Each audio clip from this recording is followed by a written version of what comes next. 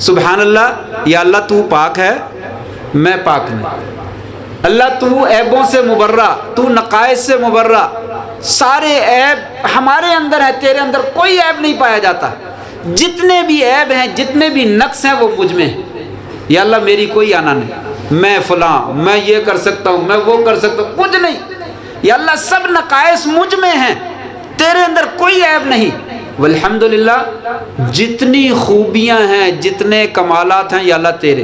اب بلا تاخیر آپ کے سامنے باقاعدہ آج کا پروگرام شروع کیا جاتا ہے، تو میں شیخ محترم فضیلت الشیخ پروفیسر ڈاکٹر عتیق الرحمن صاحب، شیخ الحدیث جامعہ سلفیہ و فاضل مدینہ یونیورسٹی حافظہ اللہ تعالی کو دعوت دیتا ہوں کہ وہ آپ ممبر پر تشریف لائیں، اپنے مخصوص بیان سے سامعین کو محظوظ فرمائیں۔ پروفیسر ڈاکٹر عتیق الرحمن صاحب، شیخ الحدیث جامعہ سلفیہ۔ رب اشرح لی صدری ویسر لی امری واحلل عقدۃ من لسانی یفقہوا قولی، اما بعد فاعوذ باللہ من الشیطان الرجیم، بسم اللہ الرحمن الرحیم، انا انزلناہ فی لیلۃ القدر وما ادراک ما لیلۃ القدر، لیلۃ القدر خیر من الف شہر، تنزل الملائکۃ والروح فیہا بإذن ربہم من کل امر، سلام ہی حتی مطلع الفجر۔ نہایت ہی عزت کے لائق سامعین محترم، علماء و مشائخ، قرائے کرام، حفاظ کرام، معزز دوستوں، بزرگوں، بھائیوں، معززات ماؤں، بہنوں اور بیٹیوں، اللہ تبارک و تعالیٰ کے فضل سے حافظین کریمین نے ماشاءاللہ اس مسجد میں قرآن مجید کی تکمیل کی ہے، آپ کو مکمل سنایا ہے۔ اللہ سے ہم دعا کرتے ہیں کہ اللہ تبارک و تعالیٰ سنانے والوں کا سنانا قبول فرمائے اور سننے والوں کا سننا قبول فرمائے، اور کل قیامت کے دن ان حافظین کا بھی اور اسی طرح سامعین کا بھی یہ پڑھنا اور پڑھانا ان کے لیے بھی اور ان کے والدین کے لیے بھی اور ان کے بہن بھائیوں کے لیے بھی اللہ تبارک و تعالیٰ جنت میں منزلیں طے کرنے کا ذریعہ بنا دے۔ احباب گرامی، جیسا کہ آپ کو معلوم ہے، بلکہ یہ بات تو بچے بچے کو معلوم ہے کہ رمضان مبارک کی آخری گھڑیاں جو ہے وہ جاری ہیں۔ آج 26ویں رات ہے، 25 راتیں اور 25 روزے جو ہے وہ گزر چکے ہیں، 4 دن یا 5 دن جو ہے وہ تقریباً باقی ہیں، بہت مختصر سا وقت جو ہے وہ باقی ہے۔ رمضان مبارک کا جو مقصد تھا کیا وہ ہم نے حاصل کیا ہے یا نہیں کیا، یہ ہر بندہ اپنی زندگی کا جائزہ جو ہے وہ خود لے سکتا ہے کہ میں نے کیا کھویا ہے اور کیا پایا ہے۔ رمضان کا ایک ایک لمحہ بڑا قیمتی ہے اور بڑا ہی فائدہ مند ہے، اور جو بیت جاتا ہے دوبارہ زندگی میں وہ ملتا نہیں ہے۔ اسی حدیث کو یاد رکھ کر لیجئے ایمان تازہ کرنے کے لیے کہ 2 بندے تھے صحابہ کرام میں سے، ایک جو ہے وہ شہید ہو گیا اور دوسرا 1 سال کے بعد بستر پہ فوت ہوا۔ ایک صحابی کو خواب آیا تو اس نے دیکھا جو بعد میں بستر پہ فوت ہوا اس کو شہید کی بنسبت بہت زیادہ اونچا مقام دیا گیا، تو وہ پریشان ہوا کہ شہید کا تو رتبہ بہت اونچا ہے، بہت اعلیٰ ہے۔ تو نبی کریم صلی اللہ علیہ وسلم کو اپنا خواب بیان کیا تو اور پریشانی کا اظہار بھی کیا، تو آپ نے فرمایا پریشان ہونے والی بات کون سی ہے؟ کیا یہ بندہ 1 سال تک دوبارہ زندہ نہیں رہا اس کی بنسبت، اور اس سال میں جو وہ زندہ رہا نمازیں اور روزے نہیں رکھے اس نے، اور رمضان کی راتوں کا قیام نہیں کیا؟ اس نے کہا کیا ہے۔ تو فرمایا پھر ان دونوں کے درمیان آسمان اور زمین سے زیادہ فاصلہ جو ہے وہ موجود ہے، ان دونوں کے مقام اور مرتبے میں آسمان سے بھی زیادہ، جتنا زمین سے لے کر آسمان تک ہے اس سے بھی زیادہ جو ہے وہ فرق موجود ہے۔ کیوں؟ اس دوسرے بندے کو رمضان کی ساعتیں ملی ہیں، اس کو رمضان کے روزے رکھنے کا موقع ملا اور رمضان کی راتوں کو قیام کرنے کا موقع ملا، جس کی وجہ سے اللہ تعالیٰ اس کا مقام اور مرتبہ بہت بلند کر دی۔ تو لہٰذا مجھے اور آپ کو جائزہ لینا چاہیے کہ ہم نے پچھلے 25 دنوں میں کیا کھویا ہے اور کیا پایا۔ جو بندہ اپنا حساب کتاب نہیں کرتا، جانچ پڑتال نہیں کرتا، آپ سب تاجروں کے علاقے میں اس وقت آئے ہوئے ہیں، اکثر تاجر بھی ہوں گے، کچھ لوگ تاجر نہ بھی ہوں تو کوئی مسئلہ نہیں ہے۔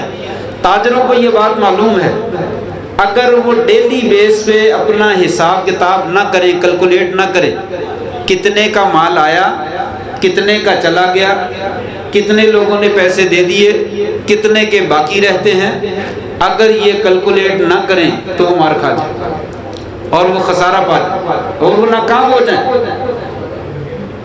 مجھے یاد ہے مدینہ میں رہنے کا اتفاق ہوا، میں نام نہیں لیتا، ایک بہت بڑی دکان تھی، وہاں پہ پاکستانی ملازم تھا، وہ بہت سارا کام کرتا رہا اور مالک کو پتہ نہیں چلا، پھر بعد میں کسی نے شکایت لگائی تو انہوں نے حساب کتاب لگایا، کوئی 17-20 لاکھ ریال کا اس نے گھپلا کر لیا 5-6 سال کی زندگی میں۔ 15-20 لاکھ ریال کا، لاکھ روپے کا نہیں، اتنا زیادہ گھپلا کر لیا۔ کس وجہ سے؟ کہ حساب کتاب نہیں ہوا، روزانہ کی آمدن اور جانے اور آنے جانے کا آؤٹ پٹ جو ہے وہ اس کا خیال نہیں رکھا، تو وہ درمیان سے ہاتھ صاف کرتا رہا، تو اس طریقے سے فیکٹری کو، کارخانے کو، دکان کو، مالک کو جب وہ نقصان پہنچ جاتا ہے۔ سیم یہی کنڈیشن ہے، اگر ہم رمضان مبارک کے اندر آخری دنوں میں بھی اپنا حساب کتاب نہیں کرتے تو ہمارا معاملہ جو ہے وہ گڑبڑ ہے، وہ کامیابی کی طرف نہیں جا سکتا، ہم خسارہ پائیں گے۔ مجھے اور آپ کو جائزہ لینا چاہیے، ہم نے کیا کھویا اور کیا پایا، 25 دنوں میں ہم نے کیا کیا، اور پھر باقی جو دن باقی رہ گیا اگر اس میں نقص رہا ہے تو ان دنوں میں ہمیں کیا کرنا چاہیے۔ یہ گھڑی بڑی قیمتی ہیں، ان کو ضائع نہیں کرنا چاہیے، ان کی حفاظت کرنی چاہیے۔ تو آئیے ذرا جائزہ لیں، یہ تو گھر میں جا کر لے لینا کہ میں نے کتنے قرآن ختم کیے، کم از کم یہ جائزہ لیں۔ میں چند ایک سوال چھوڑ دیتا ہوں کہ ہم نے کتنے قرآن ختم کیے اور کتنے کرنے چاہیے تھے، وہ میں آگے ذکر کرتا ہوں۔ یہ تو جائزہ لیں کہ میں نے اس سال میں 25 دنوں میں کتنی مرتبہ قرآن مجید جو ہے وہ ختم کیا، اور 25 دنوں میں با جماعت نماز جو ہے وہ کتنی پڑھی ہے۔ کتنی نمازیں میں نے رمضان میں بھی چھوڑ دی جماعت کے ساتھ، جس نے پڑھی نہیں ہے وہ تو اللہ ہی حافظ ہے اس کا، لیکن پڑھی تو ہے لیکن جماعت کے ساتھ نہیں پڑھی، یہ تو جائزہ لیں۔ اور کتنے پیسے میں نے صدقہ خیرات کیے، اور کتنی تسبیحات ذکر و اذکار کی جو ہے وہ میں نے کی ہیں، اور کتنی راتوں کا قیام جو ہے وہ میں نے جماعت کے ساتھ کیا۔ آپ نے فرمایا تھا نا، امام کے ساتھ اگر قیام شروع کرتا ہے اور امام کے ساتھ ہی ختم کرتا ہے تو اس کے نامہ اعمال میں پوری رات کا قیام اور تہجد اور قیام اللیل جو لکھ دیا جاتا ہے۔ تو ذرا یہ جائزہ لیں کہ کتنی راتیں ہیں میں نے قیام جماعت کے ساتھ کیا۔ ابھی دیکھیے ماشاءاللہ مسجد بھری ہوئی ہے، لیکن جس وقت قیام ہو رہا تھا کتنی صفحیں تھی؟ آج تو 29واں نہیں 30واں پارہ تھا، اور آخری آدھا حصہ تھا، بلکہ آدھے سے بھی کم تھا۔ میرا خیال یہ 2 صفحے تھی یا 3 صفحے تھی، 2 صفحے تھی اور 3 صفحے تھی۔ مجھے امید ہے، اس نے ظن ہے، ماشاءاللہ آپ پڑھ کے آئے ہوں گے اپنی اپنی مسجدوں میں، آپ نے جماعت کے ساتھ قیام کیا ہوگا، اس نے ظن ہے۔ لیکن اگر نہیں پڑھا تو یہ محرومی ہے، یہ بہت بڑی بدقسمتی ہے، بد نصیبی ہے۔ اس کا جائزہ لینا چاہیے کہ ہم خسارے میں کہاں تک پہنچے ہیں۔ چلیے یہ تو جائزہ آپ گھر میں جا کر اب لیتے رہیں، ابھی بھی آپ نے لے لیا ہوگا کچھ نہ کچھ، لیکن یہ آخری گھڑیاں جو باقی ہیں 4 یا 5 دن، ان کو قیمتی کیسے بنایا جائے، اللہ کو راضی کیسے کیا جائے، کیا کرنا چاہیے۔ آئیے ترتیب کے ساتھ میں 10 کے قریب کام آپ کو ذکر کرتا ہوں۔ 10 کام کریں جو نبی کریم صلی اللہ علیہ وسلم نے ہمیں بتلائے ہیں اور کرنے چاہیے، اور یہ آخری گھڑوں میں تیز کر دیجئے اور وقت کو ضائع نہ کیجئے۔ نمبر 1، نبی کریم صلی اللہ علیہ وسلم کی وہ حدیث ہے، اس میں 3 باتیں آتی ہیں، ایک نہیں بلکہ 3 آ جائیں گی، کہ جس وقت آخری عشرہ شروع ہو جاتا ہے، اذا دخل العشر الاخیر شد مئزرہ وَأَيْقَظَ أَهْلَهُ وَأَحْيَا لَيْلَهُ۔ یہ 3 کام پہلے کیے ہیں، اچھی بات ہے، نہیں کیے تو اب کیجئے۔ شد مئزرہ، اپنے لنگوڑ کو آپ کس لیتے، تہ بند کو بڑی مضبوطی کے ساتھ باندھ لیتے۔ عید کے موقع پر، بڑی عید آنے والی ہے، پچھلے سال گزری ہے، آپ کو معلوم ہے جب جانور قربان کرتے ہیں، ٹھیک، یہ بھائی ذکر کر رہے ہیں کہ ساتھیوں سے گزارش ہے آگے آ جائیے، جگہ جو خالی ہے نا سارے آگے آگے آ جائیں تاکہ پیچھے دروازہ خالی ہو جائے اور آنے جانے کے لیے رستہ تو کرے اور پیچھے آنے والے بیٹھ بھی سکیں. تھوڑا سا آگے ہو جائے میرے آگے ہو جائے، قریب قریب ہو جائے، قریب قریب بیٹھنا چاہیے. مل کر بیٹھیں تو اس میں محبت بھی بڑھتی ہے، اجر بھی زیادہ ملتا ہے اور پیچھے والے کو جگہ بھی مل جاتی ہے. آگے ہو جائے، آگے ہو جائے، آپ بھی آ جائیں آ جائیں تھوڑی سی تکلیف کر لیں. جزاکم اللہ خیر. میرا وقت تھوڑا ہے، شیخ محترم نے آ جانا تو میں نے بس کر دیا. جب وہ آ گئے تو ٹائم بچانا ہے، میں نے اپنی بات مکمل کر. تھوڑا سا آگے ہو جائے. یہ دو بندے ہلیں پیچھے اسی طرح بیٹھے ہوئے. ہو جائے شاباش، جزاک اللہ خیر. اور آگے ہو جائیں سارے ہل جائیں، سارے سر. جزاکم اللہ خیر. ہل جائیں تھوڑا سا حرکت کریں سارے حرکت کریں. تھوڑا سا آگے ہو جائیں. میں نے بات نہیں کرنی ہے، اگر سارے نہیں ہلے پیچھے والے کوئی نہیں ہلے، وہیں کے وہیں بیٹھے ہوئے. آگے ہو جائیں. جزاکم اللہ خیر.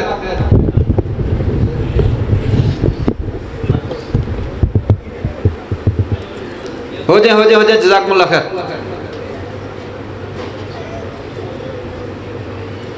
تو یہ 3 کام ہیں. شدہ میں ذرا ہو، لنگوٹ کس لیتے. میں کہہ رہا تھا کہ قربانی جب کرتے تو کیا کرتے ہیں، تہ بند یا پجامہ یا جو کچھ بھی ہوتا ہے وہ مضبوطی سے کس لیتے ہیں تاکہ جانوروں کو سنبھالنا پڑے، کپڑوں کو نہ سنبھالنا پڑے. آپ اسی طریقے سے تہ بند کس لیتے. کنایا ہے کہ تمام غیر ضروری کاموں کو آپ چھوڑ دیتے. اس میں ایک مین کام ازدواجی تعلقات ہیں. ازدواجی تعلقات نہ صرف جائز ہیں حتیٰ کہ رمضان کی راتوں میں بھی جائز ہیں اور اللہ تبارک و تعالیٰ اس پہ ثواب بھی دیتا ہے. لیکن آخری عشرے میں آپ یہ بھی کام نہیں کرتے تھے. تو اس کے علاوہ جو جائز کام ہیں جن کا ثواب نہیں ہوتا وہ کیسے کرتے ہوں گے؟ وہ بھی نہیں کرتے تھے. اور جو ناجائز کام ہے وہ کیسے کرتے ہوں گے؟ گانا سننا، ڈرامہ دیکھنا، فلم دیکھنا اور تاش کھیلنا، لوڈو کھیلنا، کرکٹ کھیلنا، کیرم کھیلنا اور بیڈمنٹن کھیلنا رمضان کی راتوں میں ممکن ہی نہیں آپ یہ کام کرتے تھے. شدہ میں ذرا ہوں یہ کنایا ہے کہ آپ اپنے وقت کو بچاتے اور غیر ضروری جتنے کام ہیں سب کو چھوڑ دیتے.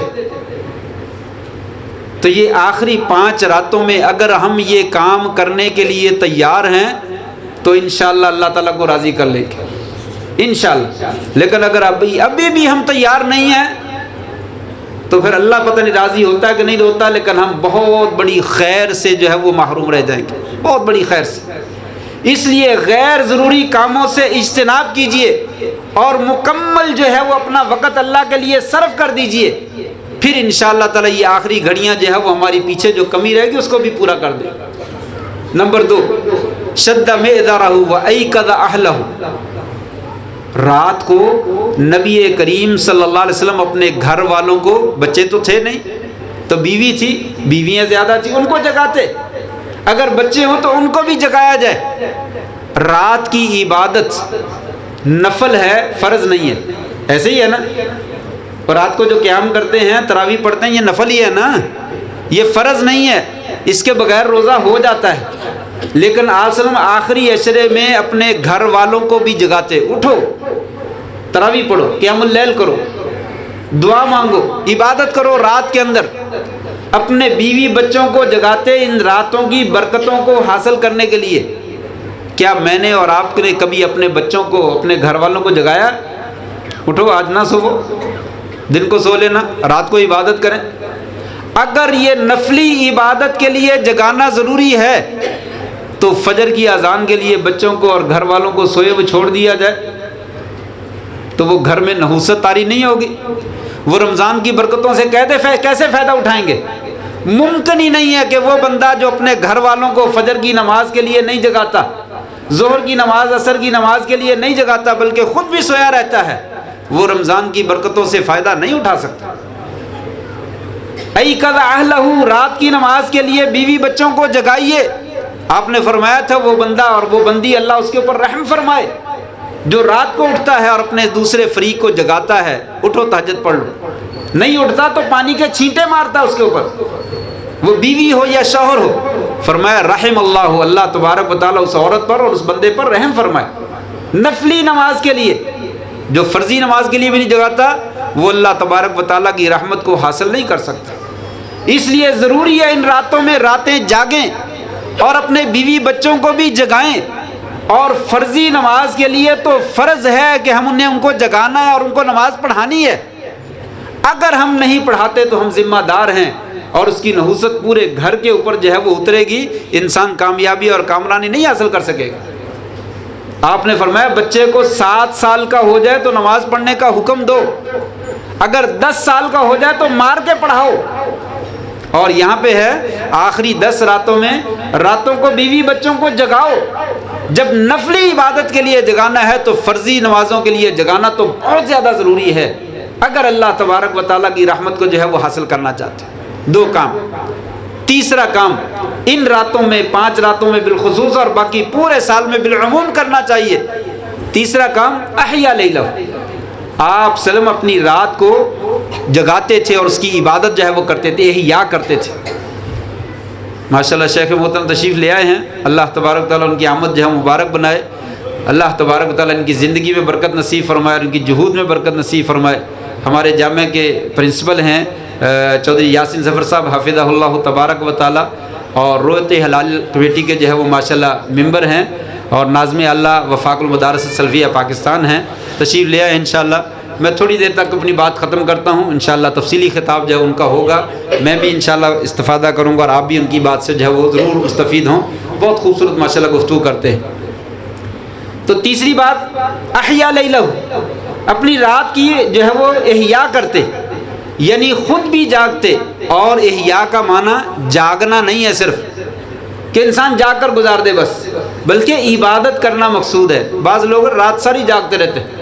میں کیا کرتا ہوں, قیام اللیل کر رہا ہوں, لیلۃ القدر کا احیا کر رہا ہوں. کیا کیا ہے؟ کچھ نہیں, بس کبھی اس کے ساتھ گپے لگا لی, کبھی اس کے ساتھ گپے لگا لی, کبھی ادھر چائے پی لی, کبھی بسکٹ کھا لیے, کبھی پکوڑے کھا لیے, کوئی چیز جو ہے وہ کھا لی, اور رات اسی طریقے سے. میں رات کو جاگتا رہا ہوں. خالی جاگنا نہیں ہے بلکہ رات کو عبادت کرنی ہے. آپ نے 3 دن قیام کر کے دکھایا. ایک دفعہ ثلث لیل تک, دوسری دفعہ نصف رات تک, اور تیسری دفعہ ساری رات تک. صحابہ کرام کہتے ہیں ہمیں سحری کے فوت ہونے کا خدشہ ہو گیا, اتنا لمبا آپ نے قیام کروایا. یہ احیا ہے کہ ساری رات عبادت کی جائے. تو یہ 3 کام ہو گئے کہ رات کو احیا کرنا ہے اور صرف جاگنا نہیں ہے بلکہ عبادت کرنی ہے. عبادت کرتے ہوئے رات کو جو ہے وہ گزاریں, پھر یہ آخری لمحات جو ہے وہ ہمارے قیمتی بن سکتے ہیں. چوتھا کام آپ دیکھتے ہیں اعتکاف کیا جاتا ہے اسی عشرے میں, اور جو اعتکاف بیٹھے ہوئے ہیں انشاءاللہ وہ فائدہ اٹھا رہے ہیں. امید ہے اللہ تبارک تعالیٰ ان کا اعتکاف قبول فرمائے. لیکن اس میں ہمارے لیے کچھ تھوڑا سا سبق ہے. اعتکاف کا مقصد کیا ہے؟ 3 باتیں ہیں. قلیل الکلام, کلام نہیں کرنا, تھوڑا کرنا ہے, بہت ضروری کرنا ہے. یہ اعتکاف کا مقصد ہے. اور یہ ان راتوں کا بھی مقصد ہے کہ اگر ان راتوں سے فائدہ اٹھانا ہے تو قلیل الکلام, تھوڑی کلام کریں, گپے نہ لگائیں. گانے سننا تو بہت دور کی بات ہے, اور مذاکرات اور لطیفے سننا اور سنانا تو بہت دور کی بات ہے. کلام کرنا ہی نہیں, عبادت کرنی ہے. قلیل الکلام یہ اعتکاف کا مقصد ہے, اور یہ ہمارے لیے بھی نصیحت ہے کہ آخری لائم ہے, ہم اعتکاف نہیں بیٹھے تو کم از کم ان راتوں سے فائدہ تو اٹھا لیں. نمبر 2 قلیل الطعام, کھانا تھوڑا کھائیں تاکہ رات کو نیند نہ آئے. اعتکاف کا بھی یہ مقصد ہے اور ان آخری راتوں کا بھی مقصد ہے. کھانے پینے پہ نہ لگے رہیں. اگر زیادہ کھائیں گے تو پیٹ بھی خراب ہو جائے گا اور نیند بھی آئے گی اور انسان عبادت نہیں کر سکے گا. قلیل الطعام. اور تیسرا قلیل النوم, تھوڑا سونا ہے. اعتکاف میں انسان اللہ کے سامنے دھرنا دینے کے لیے آیا ہے, یا اللہ میں کچھ لینے کے لیے آیا ہوں, تو دے گا تو میں جاؤں گا, نہیں دے گا تو میں نہیں جانا, میں بیٹھا ہوا ہوں. یا اللہ تیرے سامنے میں نے دھرنا دے دیا, دری بچھا کے بیٹھ گیا ہوں, اللہ تجھ سے مغفرت لینے کے لیے آیا ہوں, تیری رضامندی لینے کے لیے آیا ہوں. ایسے لے کر اگر بیٹھے گا تو اللہ تعالیٰ دینے کے لیے تیار ہے. وہی چیز جو ہے وہ ہمیں یہاں پہ سبق دی جا رہی ہے. لوگوں 4 یا 5 گھڑیاں راتیں جو ہے وہ باقی رہ گئی ہیں, ان میں یہی کام کرو. قلیل النوم, قلیل الطعام اور قلیل الکلام, 3 کام کم کر دیجئے. اور چوتھا کام کثیر العبادہ, زیادہ سے زیادہ جتنی عبادت کر سکتے ہو کر لو. یہ فائدہ اٹھانے کا جو ہے وہ موقع ہے. اگر ان آخری راتوں میں اگر ہم اپنی پچھلے وقت کو بھی اور اس وقت کو بھی قیمتی بنانا چاہتے ہیں تو یہ 4 چیزیں اپنے ذہن میں رکھ لیں. کلام بہت تھوڑا کرنا ہے, کھانا بہت تھوڑا کھانا جس سے کمر سیدھی رہے, اور سونا بہت کم ہے. اور زیادہ سے زیادہ عبادت کرنی ہے تو ہم راتوں کو جو ہے وہ بہت قیمتی بنانے میں جو ہے وہ کامیاب ہو جائیں۔ 4 چیزیں، 5ویں چیز وہ ہے تلاوت کلام۔ ابھی قاری صاحب جو ہے وہ تلاوت کلام پاک کے بارے میں بہت کچھ آپ کو ذکر کر رہے تھے، بس میں خلاصہ ذکر کرنا چاہوں گا کہ رمضان کا قرآن مجید کے ساتھ بڑا گہرا تعلق ہے۔ رمضان میں نازل ہوا اور لیلۃ القدر میں نازل ہوا، اور بس اتنا کہوں گا کہ نبی کریم صلی اللہ علیہ وسلم ہر رمضان میں جبریل کے ساتھ کیا کرتے تھے؟ دور کرتے تھے۔ لوگ عموماً کہہ دیتے ہیں قاری صاحب آپ سارا پڑھتے ہیں، تھوڑی صورتیں پڑھ لیں، چھوٹی پڑھ لیں، کوئی ختم کرنا فرض ہے؟ پتہ نہیں، ایک تو یہی سوال ہمیں لے کے بیٹھ جاتا ہے کہ یہ فرض ہے، وہ بھی ہر کام فرض ہو پھر کرتے ہیں۔ آپ جب سالن بناتے ہیں، روٹی بناتے ہیں، سالن میں گھی ڈالنا فرض ہے، مرچ ڈالنا، مسالہ ڈالنا فرض ہے، بریانی مسالہ اور پتہ نہیں قورمہ مسالہ اور پتہ نہیں کیا کیا مسالے وہ ڈالنے فرض ہیں؟ نہیں جی، وہ ٹیسٹ نہیں آتا۔ جیسے وہاں ٹیسٹ نہیں آتا نا، اسی طریقے سے عبادت کی روح جو ہے وہ بیدار نہیں ہوتی ہے جس وقت تک جو ہے یہ قرآن پڑھا نہ جائے، اس کو ختم نہ کیا جائے۔ آپ صلی اللہ علیہ وسلم نے رمضان میں ایک دفعہ جبریل کو سناتے اور ایک دفعہ سنتے، اور جس سال آپ کا وفات ہوئی آپ کی، اس سال آپ نے 2 دفعہ سنایا اور 2 دفعہ سنا۔ قرآن مجید پڑھیے، اتنا پڑھیے کہ آپ سمجھیں کہ میں نے رمضان میں قرآن ہی پڑھا ہے۔ میں نے پہلا سوال کیا تھا، ذرا جائزہ لیجئے جا کر اس رمضان میں ہم نے کتنے قرآن ختم کیے۔ امام بخاری رحمہ اللہ کے بارے میں آتا ہے رمضان المبارک کے مہینے میں 30 قرآن ختم کرتے تھے، ہر روز ایک قرآن ختم کرتے تھے۔ حضرت عثمان رضی اللہ عنہ کے بارے میں آتا ہے ایک رکعت رات کو پڑھتے، ایک رکعت میں پورا قرآن مجید ختم کرتے۔ اللہ تعالیٰ نے وقت میں برکت کر رکھی تھی، شوق تھا، ذوق تھا، اس کو پورا کرتے تھے۔ امام شافعی رحمہ اللہ کے بارے میں آتا ہے رمضان میں 60 قرآن ختم کرتے تھے۔ اہل علم کہتے ہیں کہ جب رمضان شروع ہو جاتا وہ ساری باتیں ترک کر دیتے، صرف قرآن کو لے کے بیٹھ جاتے، صرف قرآن ہی پڑھتے ہی رہتے۔ عام دنوں میں 3 دن سے زیادہ پہلے ختم نہیں کرنا چاہیے، لیکن رمضان میں جتنا پڑھ سکتا ہے پڑھ لے، کیونکہ فضیلت والی جگہ ہے اور فضیلت والا مقام ہے، اور گھڑیاں جو ہے وہ بہت پیاری ہیں، اور وقت انسان کے پاس دوسری عبادت کے لیے ہے ہی نہیں، اسی کے لیے ہے، تو لہٰذا زیادہ پڑھے۔ اب یہ 3 قول میں نے پیش کیے ہیں، عمل پیش کیے ہیں، اس روشنی میں ذرا میں بھی اور آپ بھی جائزہ لیتے ہیں، ہم نے کتنا قرآن پڑھا؟ ہم نے کتنا قرآن پڑھا؟ یہ تو ہم کہہ دیتے ہیں پڑھتا چلا جا اور جنت کی منزلیں طے کرتا چلا جا، لیکن پڑھا کتنا ہے؟ یہ سارا دوسروں کے لیے، ہمارے لیے کچھ نہیں ہے۔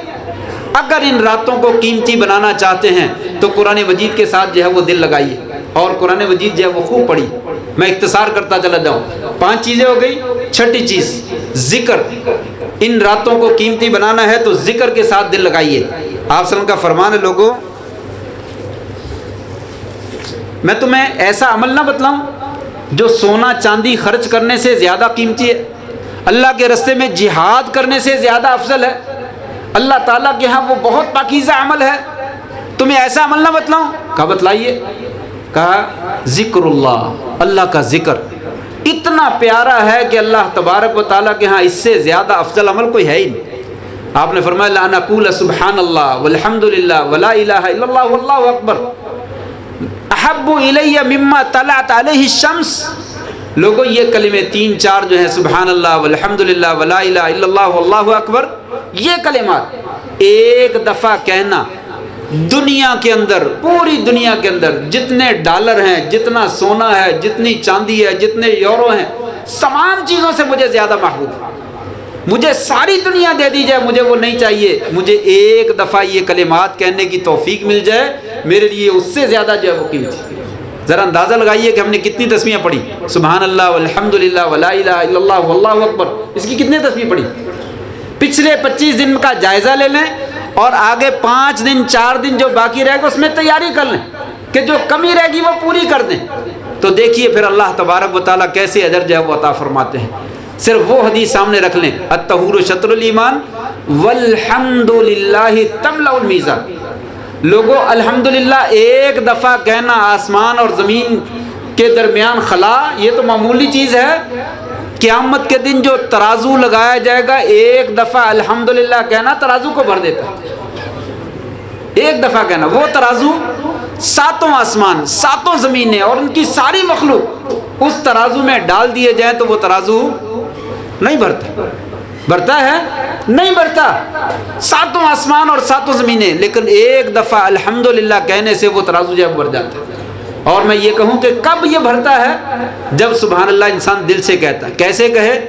سبحان اللہ اور الحمدللہ دو لفظ ہیں، دونوں کا معنی بڑا خوبصورت، وہ معنی یاد رکھ کے پھر کہیں سبحان اللہ، یا اللہ تو پاک ہے میں پاک نہیں، اللہ تو عیبوں سے مبرہ، تو نقائص سے مبرہ، سارے عیب ہمارے اندر ہیں، تیرے اندر کوئی عیب نہیں پایا جاتا، جتنے بھی عیب ہیں جتنے بھی نقص ہیں وہ مجھ میں ہیں، یا اللہ میری کوئی آنا نہیں، میں فلاں، میں یہ کر سکتا ہوں، میں وہ کر سکتا ہوں، کچھ نہیں، یا اللہ سب نقائص مجھ میں ہیں، تیرے اندر کوئی عیب نہیں، والحمدللہ جتنی خوبیاں ہیں جتنے کمالات ہیں یا اللہ تیرے، میرا کوئی کمال نہیں، میں نماز پڑھ لوں، میں تہجد پڑھ لوں، میں فلاں کر لوں، یہ تیری توفیق سے ہے، میرا اس میں کوئی کمال نہیں، اللہ یہ تیرا کمال ہے، یہ الحمدللہ کا معنی ہے۔ یہ سمجھ کے ذہن میں رکھتے ہوئے یا اللہ جتنے نقص ہیں مجھ میں ہیں، جتنی کمیاں کوتاہیاں مجھ میں ہیں، اور جتنی خوبیاں تجھ میں ہیں، یا اللہ سبحان اللہ والحمدللہ۔ پھر یہ کہتا ہے تو آپ نے فرمایا جو قیامت کے دن ترازو لگے گا جس کو آسمان اور زمین نہیں بھر سکیں گے، فرمایا ایک دفعہ تیرا الحمدللہ کہنا جو ہے وہ ترازو کو بڑھ ڈالے۔ تو یہ ذکر کو جو ہے وہ اپنائیے آخری لمحات میں، تاکہ یہ آخری گھڑیاں جو ہے وہ قیمتی ہو جائیں۔ 5 چیزیں 6 چیزیں ہوگی، 7ویں چیز توبہ کیجئے، اپنے گناہوں سے توبہ کیجئے، سچی اور پکی توبۃ النصوح، استغفراللہ استغفراللہ استغفراللہ تسبیح پڑھ لیتا ٹھیک ہے، آپ سلم جو ہے 70 سے زیادہ مرتبہ ایک مجلس میں جو ہے وہ استغفار کر لیا کرتے ہیں، جبکہ آپ کے گناہ نہیں تھے، ہمارے تو گناہ بھی بہت زیادہ ہے، لیکن سچی توبہ کریں۔ کیسے؟ اگر غلطی ہو گئی ہے تو تنہائی میں بیٹھ کر اللہ کو یاد کر کے اور اپنے گناہ کو یاد کر کے اللہ سے معافی مانگیں، اور آپ کو احساس ہو کہ میرے رب نے میرے اوپر اتنے احسانات کیے اور میں نے اس کی بغاوت کی، میں نے اس کی نافرمانی کی۔ فیکٹری کا مالک آپ کو بہت زیادہ نوازتا رہے، لیکن آپ کسی دن جو ہے وہ فیکٹری کا نقصان کر دیں اور جان بوجھ کے کر دیں اور پکڑے جائیں، اس وقت مالک کے سامنے آپ کی کیا کیفیت ہوتی ہے؟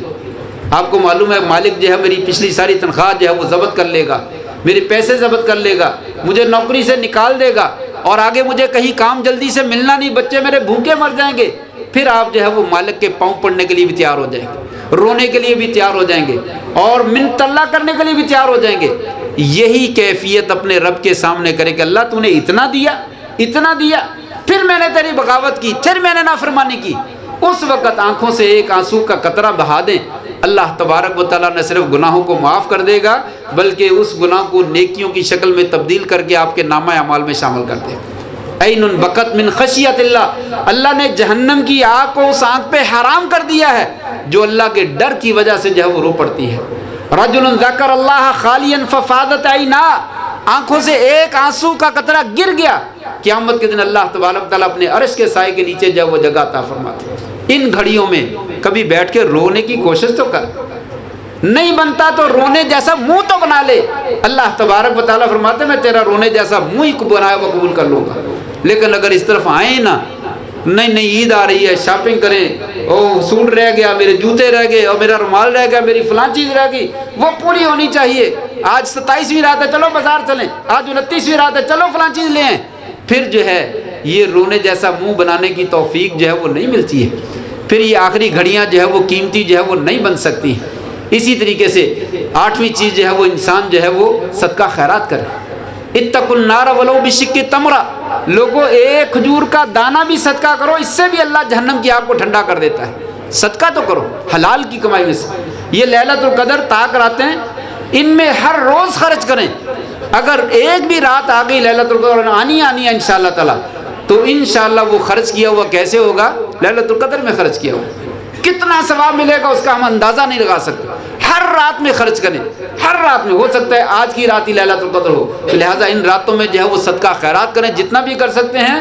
ایک کھجور کا دانہ بھی ہے تو وہ بھی صدقہ کریں، حقیر نہ جانیں، اللہ تبارک و تعالیٰ اس کے ذریعے سے بھی جہنم کی آگ کو جو ہے وہ ٹھنڈا کر دینے کے لیے تیار ہے۔ اور اسی طریقے سے 9ویں بات بہت مہم بات ہے، 10 باتیں بس میں ایک بات کا اشارہ ہی کر رہا ہوں۔ 9ویں بات وہ انتہائی ضروری ہے، اس حدیث کو آپ نے سنا ہوا لیکن ہم بھول جاتے ہیں۔ آپ وسلم کی حدیث ہے सोमवार के दिन और जुमेरात के दिन अल्लाह तबारक व ताला यगफिरु लिकुल्लि अब्दिन ला युशरिकु बिल्लाहि शैया, अल्लाह ताला उस बंदे के सारे गुनाह मुआफ़ कर देता है जो अल्लाह तबारक व ताला के साथ शिरक नहीं करता।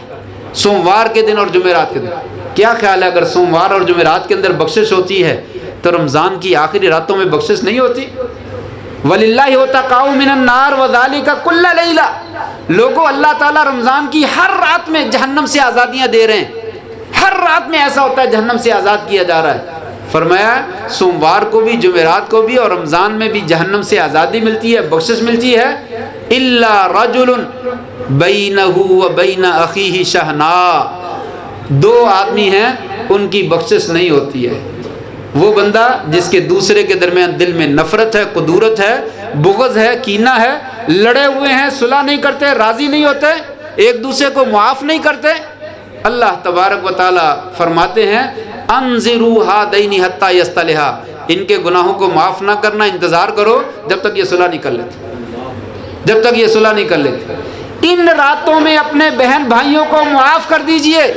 सिर्फ मुआफ़ करने से अल्लाह तबारक व तआला आपके गुनाह मुआफ़ कर देगा। वसारिउ इला मग़फ़िरतिन मिन रब्बिकुम व जन्नतिन अर्दुहा अस्समावातु वल अर्दु उइद्दत लिल मुत्तक़ीन अल्लज़ीना युनफ़िक़ूना फ़िस्सर्राइ वज़्ज़र्राइ वल काज़िमीनल ग़ैज़ वल आफ़ीना अनिन नास। लोगों, गुस्से को पी जाओ, मुआफ़ कर दो। अल्लाह तबारक व तआला मुआफ़ करने वालों को पसंद नहीं करते बल्कि उनके गुनाहों को भी मुआफ़ कर देते। वो बंदा जो लोगों को कर्ज दिया करता था और अपने गुलाम से कहा करता था जाओ जाकर कर्जा वापस ले आओ, देखना अगर तंगदस्त हो तो माफ़ कर देना, अगर तंगदस्त हो तो माफ़ कर देना। अल्लाह ताला ने मरने के बाद उस बंदे को हाज़िर किया, कहा तू ऐसा क्यों किया करता था? कहा या अल्लाह यही ज़हन था कि चलो आज मैं दुनिया में लोगों को माफ़ करता हूँ, शायद क़यामत के दिन अल्लाह मुझे माफ़ कर दे। कहा यही मकसद था? कहा यही था। कहा जा माफ़ कर दे। कहा जाओ तुझे माफ़ कर दिया। लोगों को माफ़ करने से अल्लाह तबारक व ताला अपने बंदों को माफ़ करता है। और जो बंदा अपने माँ बाप को माफ़ नहीं करता, अपनी औलाद को ही माफ़ नहीं, तेरे को नहीं मैंने माफ़, अपनी बीवी को ही माफ़ नहीं करता, अपने बहन भाई को ही माफ़ नहीं करता, वो किसी और को क्या माफ़ करेगा? और फिर अल्लाह ताला के यहाँ उसके लिए माफ़ी जो है वो और कहाँ क्या हो सकती है? तो ये इंसान को जो है इन दिनों में ख़ास तौर पे जो है वो काम जो है वो करना चाहिए कि इंसान अल्लाह तबारक व तआला की माफ़ी का जो है वो हकदार बन जाए और तलबगार जो है वो बन जाए। और इनके साथ साथ जो है वो रातों का क़याम मैंने जिक्र कर दिया। 10वें नंबर पर ये कल शामिल कर लीजिए कि पूरी पूरी रात का क़याम कीजिए, पूरी पूरी रात नफल पढ़िए, बार बार उठ के पढ़ते रहिए। तहियतुल वुज़ू के पढ़ ले, तहियतुल मस्जिद के पढ़ ले। रात के अंदर 11 रखते हैं और 13 रखते तो सुन्नत से साबित हैं। 2 रखते पढ़ें, फिर अल्लाह ताला से दुआ मांगें, फिर देखें अल्लाह ताला दुआ जो है वो कैसे कबूल करता है। मैं इसी पे इत्तेफाक करता हूँ और अल्लाह से दुआ करता हूँ या अल्लाह हमारी जो आखिरी घड़ी बाकी हैं अल्लाह इनमें हमें सही मानों में रमज़ान से मुस्तफ़ीद होने की हमें तौफ़ीक नसीब फरमा दे। हम सब के गुनाह मुआफ़ फरमा दे, सगीरा और कबीरा। अल्लाह हमको जहन्नम की आग से आज़ाद फरमा दे और जन्नत का हमें दाखिला अता फरमा दे। अल्लाह हमारे दिलों में जो बहन भाइयों के बारे में नफ़रतें हैं, कुदूरतें हैं, अल्लाह उनको दूर फरमा दे। हमें लोगों को मुआफ़ करने की जो है वो सलाहियत पैदा अता फरमा दे। व आखिर दावाना अल्हम्दुलिल्लाहि रब्बिल आलमीन।